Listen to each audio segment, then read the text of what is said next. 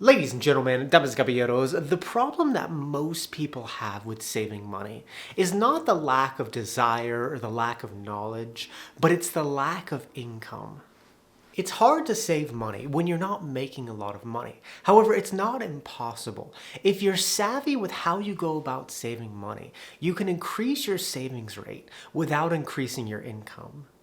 And so in this video, I want to share 10 ways that you can save more money without making more money. And the first way is allocate more taxes to be withheld from your paycheck.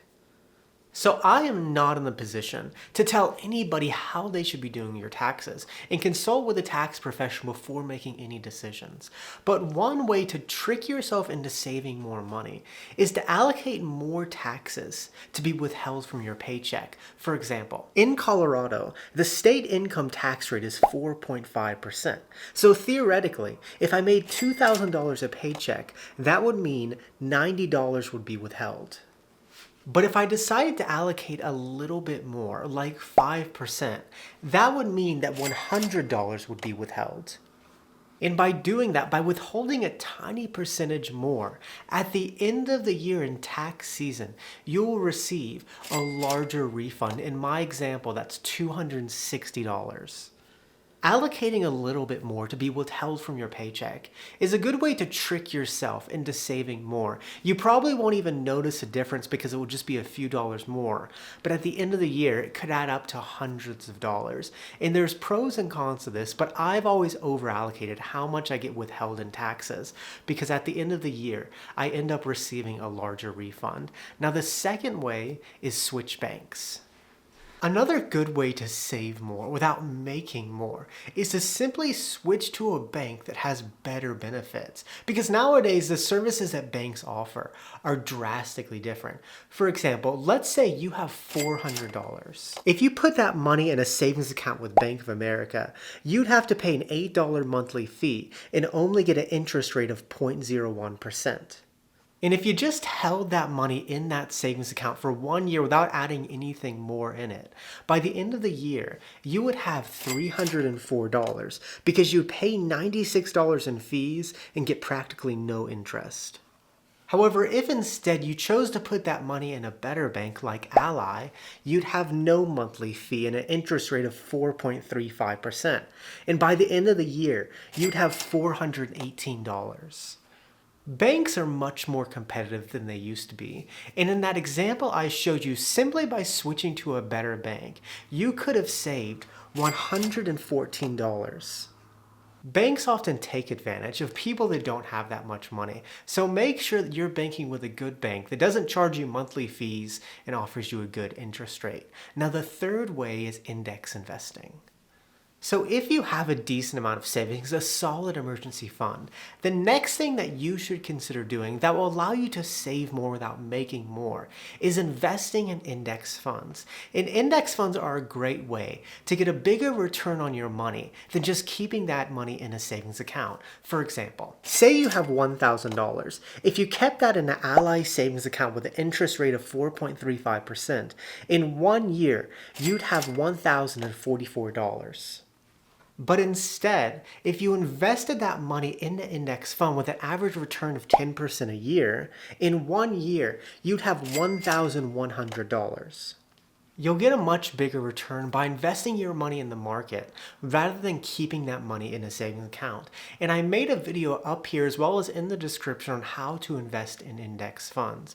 But for me personally, I have $41,000 in my brokerage account invested in index funds. And this year, I've gained $4,500 in interest. This past year, the market has been up, but investing in index funds is a great way to save more without making more, and it's a passive form of income. Now, the fourth way is dividend payments. Another easy way to save more without making more is through dividend payments. And dividend payments are when you choose to invest in a stock or an index fund. Sometimes companies give a share of the profits to their shareholders in the form of dividends. Basically, dividends are a share of the profits, and they either pay out quarterly or yearly. And if you choose to invest in index funds, more than likely, you will receive a dividend payment at the end of the year. And this is a great way to save more without making more. For example, as I said, in my brokerage account, I have about $41,000 invested. And this year, I received about $575 in dividend payments. And that's extra money that I'm making without doing anything. And that $575 of dividend payments is on top of that $4,500 of interest. So this year alone, just by investing in index funds, I have made over $5,075. Technically, I haven't made the money because I haven't realized it yet. I haven't withdrawn it. But dividend payments are a great way, an easy way to save more without making more. And obviously, the more money you have invested, the larger the payout's going to be. Now, the fifth way is sell your unused items. So I am in the process of moving, and I'm getting rid of most of my stuff. And throughout this process, I think that I've learned two big things. The first thing is that there are so many things that we have we don't use.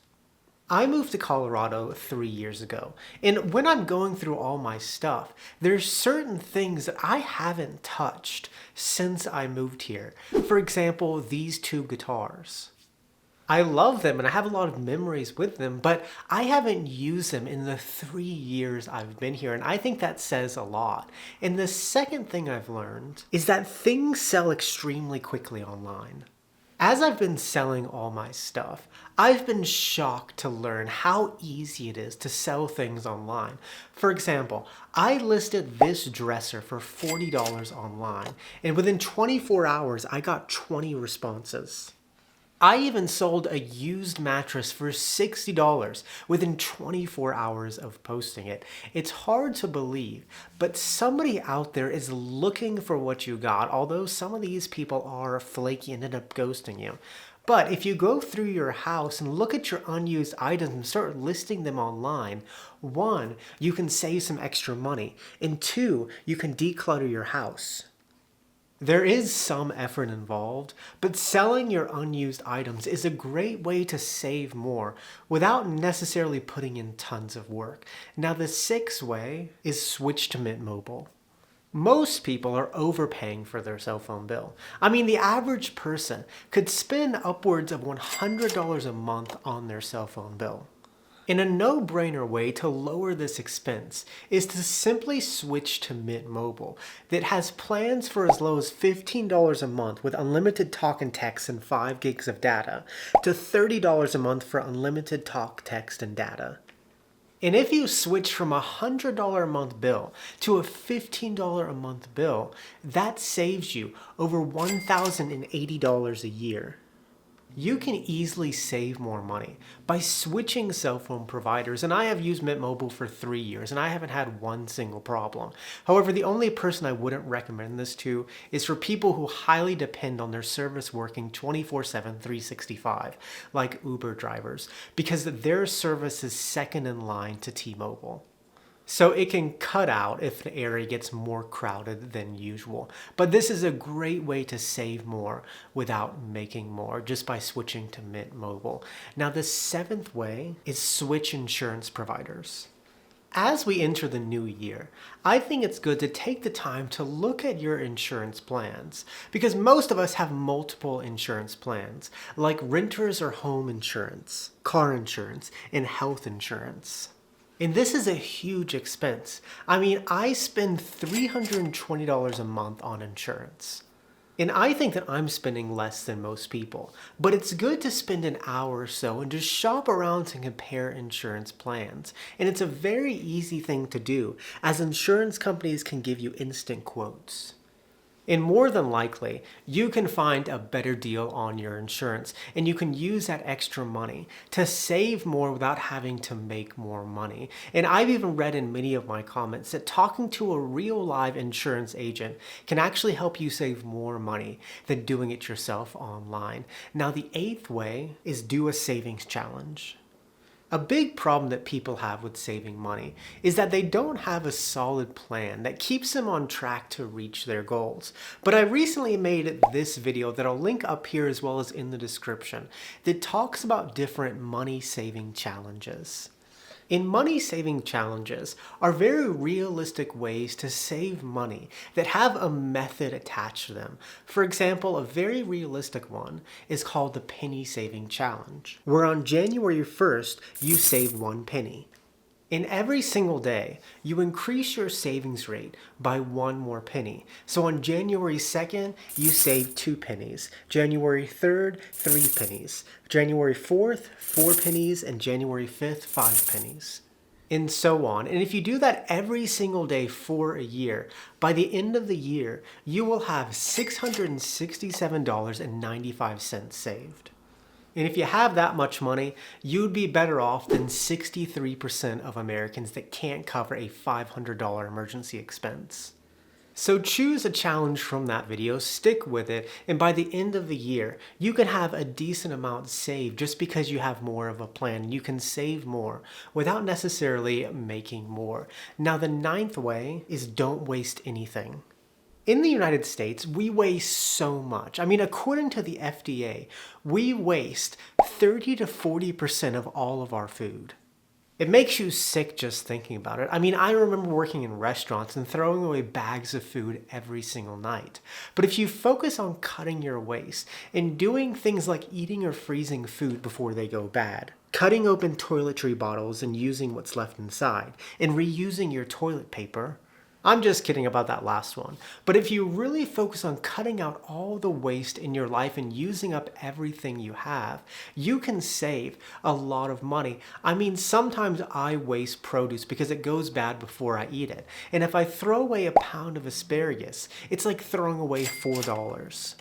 If you focus on cutting out all the waste in your life, you'll be surprised how much more money you can save without having to make more money. Now, the final way is to simply spend less. As I said in the beginning of this video, the problem that many people have with saving money is simply the lack of income. It's hard to save money when you're not making a lot of money. However, although we don't have tons of control over how much money we make, we do have a lot of control over how much money we spend. And if you can make small decisions every single day to just spend a little less, like not getting a soda at the gas station, or not impulse buying, or finding free activities to do, then you'll have more money you can save.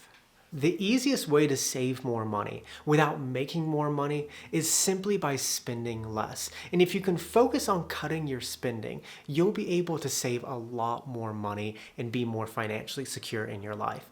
With that, muchas gracias. Que tenga un buen día. Nos vemos, chicos.